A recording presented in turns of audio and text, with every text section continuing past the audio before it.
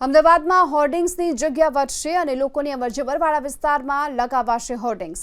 અંદાજે 100 કરોડની વાર્ષિક આવક થવાનું અનુમાન છે અને શહેરમાં આવેલા મુખ્ય ગાર્ડન, તળાવ, બજારોમાં ડિજિટલ હોર્ડિંગ્સ લગાવાશે। મહાનગરપાલિકા પોતાની તેમજ સરકારની કામગીરીઓ નાગરિકો સુધી પહોંચાડવાનો પ્રયાસ કરશે। ખાનગી એજન્સીઓને પોતાની જાહેરાત આપવી હશે તે માટે પણ છૂટછાટ આપવામાં આવશે, જેના દર નક્કી કરી અને તૈયારીઓ કરવા સૂચના અપાઈ।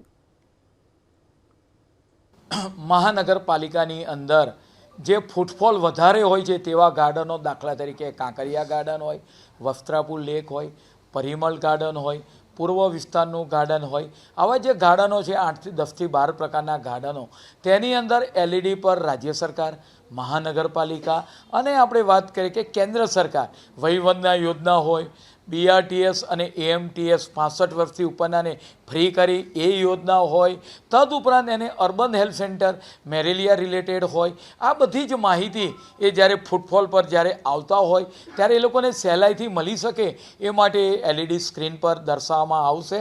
તદુપરાંત જે પણ કંપનીને ત્યાં આગળ પોતાની એડવર્ટાઇઝ કરવી હોય તો એડવર્ટાઇઝના રાઇટ પણ એના દર નક્કી કરી એને આપવામાં આવશે।